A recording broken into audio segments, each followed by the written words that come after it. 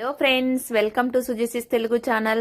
ఈ రోజు పాలక్ పన్నీరు రెగ్యులర్ స్టైల్లో చేసే విధంగా కాకుండా మరింత రుచిగా రావాలంటే ఈ వీడియో తప్పక చూడాల్సిందే. ఫస్ట్ అయితే నేను 2 కట్టల పాలకూర తీసుకున్నాను. వాటిని బాగా కడిగి తర్వాత ఒక ప్యాన్ తీసుకొని అందులో కొన్ని వాటర్ యాడ్ చేసి పాలకూరను బాగా ఉడికించాలి. అందులో పాలకూర వేసి తర్వాత నేను 2 నుంచి 5 పచ్చిమిర్చి తీసుకోవాలి. కొంచెం సాల్ట్ యాడ్ చేసి మూత పెట్టి బాగా ఉడికించుకోవాలి పాలకూరను.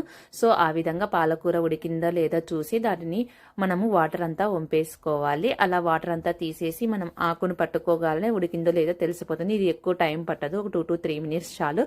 తర్వాత ఒక మిక్సీ జార్ తీసుకొని అందులో పాలకూర, ఇందాక వేసుకున్నాం కదా పచ్చిమిర్చి, అలాగే కొంచెం క్యాషు, కాజు యాడ్ చేసేసి అందులో మనం బాగా పేస్ట్ చేసుకోవాలి. ఆ పేస్ట్ని పక్కన పెట్టుకొని తర్వాత ఒక ప్యాన్ తీసుకొని అందులో 2 to 3 tablespoon ఆయిల్, జీలకర్ర, అలాగే ఎండుమిర్చి, అలాగే చిన్నగా తరిగిన